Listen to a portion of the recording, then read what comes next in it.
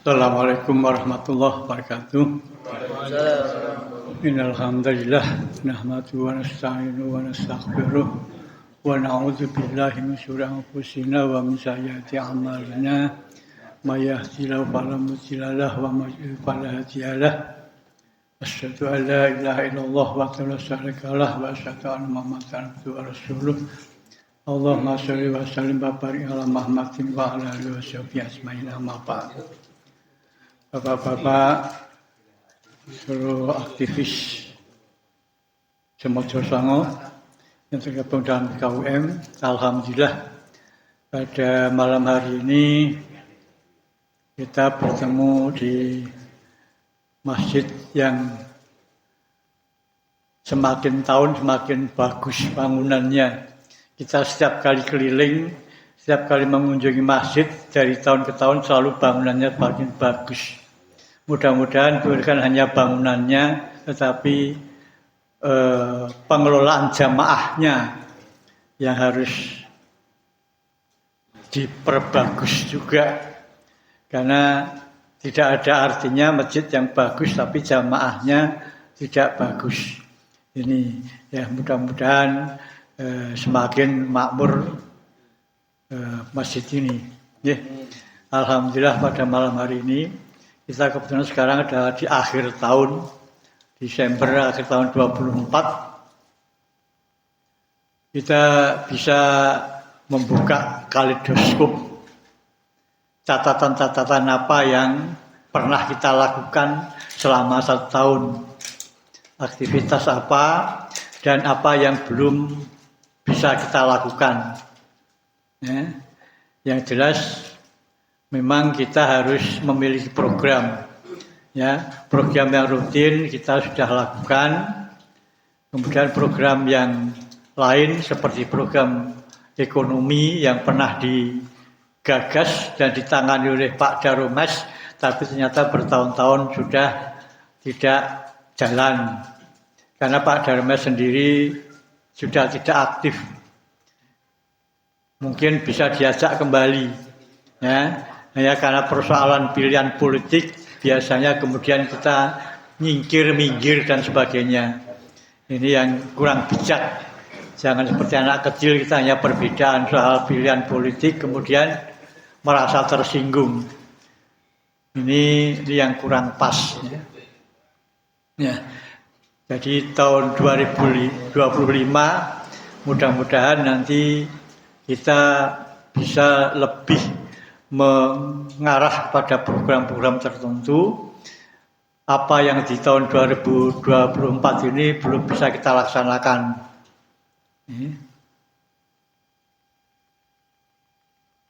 Seterusnya masalah pendidikan. Kita di bulan hampir mencapai bulan puasa, ya, hampir menuju bulan puasa, bulan Ramadan. Saya mendengar mudah-mudahan betul keputusan Menteri Pendidikan Dasar dan Menengah akan meliburkan 1 bulan penuh, bulan Ramadan. Jadi mungkin 40 hari. Seperti waktu saya masih sekolah dulu, 40 hari. Nah, ini yang perlu kita perhatikan. Maka kemana anak-anak ini setelah tidak bersekolah, tidak puasa mungkin, walaupun bulannya Ramadan. Nah ini yang tua-tua harus dari sekarang mulai bersiap-siap. Mudah-mudahan nanti program juga menangani hal-hal seperti itu, mempersiapkan anak-anak, walaupun di bulan Ramadan nanti di masjid masing-masing, ya karena mungkin di masjid masing-masing, tapi inilah suatu PR besar nantinya. Karena zamannya sudah berbeda. Kalau zaman saya kecil dulu ya mancing dan sebagainya. Tapi sekarang banyak hal-hal yang mempengaruhi. Mudah-mudahan tidak ke arah negatif. Karena 40 hari tidak sekolah itu memang kalau orang tuanya tidak banyak perhatian kepada masalah adab, masalah agama, ini adalah membahayakan.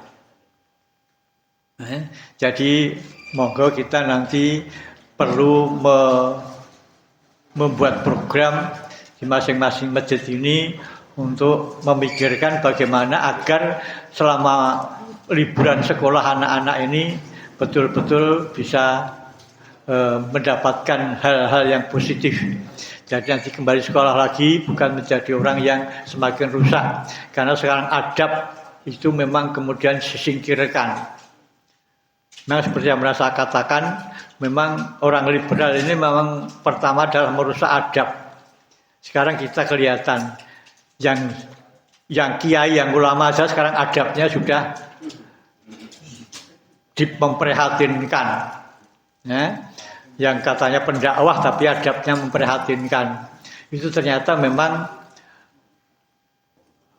di tahun 80-an dulu Presiden Amerika itu mendesak kepada Presiden Mesir, ya, namanya Presiden Hosni Mubarak, untuk menekan Universitas Al-Azhar, ya, Universitas Islam yang paling tua, ya, untuk menggali khasanah Islam, itu menekan agar supaya fakultas adab, fakultas fikih, dan yang satunya fakultas sejarah itu supaya dihilangkan. Nah, sekarang kelihatan hasilnya. Orang tidak tahu sejarah, orang tidak tahu adab, dan orang tidak memiliki hiroh. Itu yang tujuan mereka, Maka kemudian memasukkan Islam liberal menjadi Islam Nusantara dan sebagainya untuk menyingkirkan ulama-ulama yang sudah mapan untuk mengajar kita. Jadi mereka memang menyingkirkan ulama dengan pemikiran-pemikiran akal. Jadi mereka mengagungkan akal daripada ayat. Inilah yang kemudian sehingga banyak orang yang mengatakan intelektual Islam mengatakan saya lebih senang kuliah di Kanada daripada di Arab, karena di Kanada ini jauh lebih lengkap perpustakaannya daripada di Mesir ataupun di Arab Saudi. Tapi apa yang ada di perpustakaan sana adalah pendapat-pendapat kaum liberal yang notabene adalah merusak dari mengkritik Islam yang istilahnya perlu diubah, pendapat ulama klasik perlu diubah, perlu didekonstruksi dan sebagainya. Inilah yang kemudian adab itu kemudian tidak ada lagi atau sudah rusak karena memang fakultas adab sendiri sekarang di Indonesia ini pun terutama universitas negeri sudah nggak ada lagi fakultas adab. Nggak tahu sejarah apa masih ada. Fakultas fikih, karena fikih itu kan bersifat kontemporer, sehingga memang fikih ini kemudian menjurusnya menjauh kepada hal-hal yang bersifat menyerah kepada keadaan. Contohnya suatu misal hukum Paris. Hukum Paris yang Quran sudah jelas, tetapi fikih di Indonesia ini sudah mulai mengatakan bahwa sekarang karena wanita kerja, maka hukum Paris itu kemudian wanita dan laki-laki itu 50-50. Nah ini, padahal mereka ya itu alasan bagaimana fikih. Tetapi jangan sampai kita juga meninggalkan fikih. Nah, ini hal-hal yang kemudian masalah ekonomi. Mungkin perlu dibahas lagi, ditunjuk personnya. Nanti saya akan juga bantu untuk mendapatkan suatu misal ini dari bapak-bapak ini ada yang buka warung atau ada yang usaha apa gitu untuk mendapatkan sumber pertamanya sehingga bisa bersaing dengan yang lain. Itu pun saya akan membantu nantinya kalau sudah ada person yang menggarap masalah ekonomi di depannya. Misal masalah yang saya hubungkan dengan anak saya, mantu saya. Anak mantu saya ini menjadi mensortir, menilai tentang kualitas susu di Boyolali. Nah, maka kemudian ini kan tangan pertama dari peternak susu. Sehingga kalau suatu misal ada bapak-bapak atau yang usaha susu, suatu misal ini bisa saya hubungkan dengan anak saya yang notabene adalah langsung dari peternak pengumpul, kemudian disortir mana yang kualitasnya baik untuk pabrik, karena dipercaya oleh pabrik-pabrik untuk menilai masalah kualitas susu. Ini contoh saja. Jadi ini yang sederhana-sederhana agar di tahun depan kita mulai membahas hal-hal yang menguntungkan kita, sama kerjasama kita dalam hal ekonomi dan pendidikan. Selain itu, mari kita tetap bersatu, jangan sampai hanya karena masalah beda pilihan kemudian kita minggir dan melipir metu. Ini ya. Yang terakhir ini adalah sekarang hari ini 6 Desember itu sebenarnya hari berkabung. Berkabung apa? 50 tahun yang lalu, tempatnya 6 Desember 1974, ini 182 calon jemaah haji meninggal karena pesawatnya meledak di atas bandara Sri Lanka. Waktu mau ngisi bahan bakar hanya karena apa? Kesalahan di dalam mendengarkan pembicaraan orang lain. Ya. Ternyata apa? Ternyata antara 14 dan 40, 14 dan 14 ini pilotnya bilang 40, tapi penjaga menara bilang 14. Nah ini, sehingga penjaga menara menginstruksikan agar Anda segera mendarat. Nyatanya setelah dari ketinggian 10.000 meter mendarat sampai 1.100, yang ditemui apa? Gunung. Karena ternyata masih jauh dari bandara. Karena gunung itu lebih tinggi, ya sudah menekat mau naikkan pesawat tapi tidak nyampe, akhirnya meledak di gunung itu. Ini hari berkabung dari jemaah haji 182 jemaah haji dari Jawa Timur. Waktu Jawa Timur itu Surabaya dan sekitarnya, kemudian dari Sulawesi Selatan dan dari Kalimantan Timur. Ya, memang saat itu memang banyak yang digabungkan, seperti waktu saya dulu haji itu Solo ini dijatah 700 orang saja, 300 nggak penuh. Tidak ada yang daftar, tidak sampai 300 yang daftar.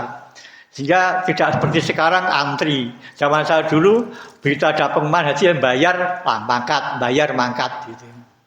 Nah, sehingga apa? Sehingga teman saya haji itu ada yang dari Surabaya, dari Semarang, dari luar-luar kota kan, atau untuk kuota Solo ini longgar sekali. Alhamdulillah sekarang sudah, tetapi ya mudah-mudahan tidak dipermainkan lagi oleh para pengelolanya. Saya kira demikian. Mudah-mudahan nanti ada yang menambah dan makin hidup kita di dalam hal pembahasan-pembahasan untuk masa depan, dan kita tengok masa lalu bagaimana agar kita bisa menapak lebih yang baik lagi. Assalamualaikum warahmatullahi wabarakatuh.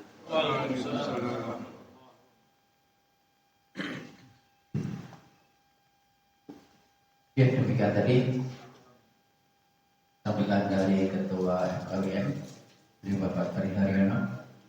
Dan sebelum menjadi acara berikutnya, monggo walaupun terlambat tetap dipersilakan untuk menikmati dengan yang telah disediakan. Mohon telah mulai ya. Yuk kita akan subuhke segera dinikmati. Bentennya itu bisa orang desa itu nak disuguhke nunggu monggo. Jadi Berikutnya yaitu untuk lain-lain. Dan untuk acara laporan kita belakangkan karena masalahnya biasanya belum lengkap. Gitu. Baik, untuk acara lain, yang pertama mungkin ada informasi dari teman-teman Forkrim, monggo Mas Isan.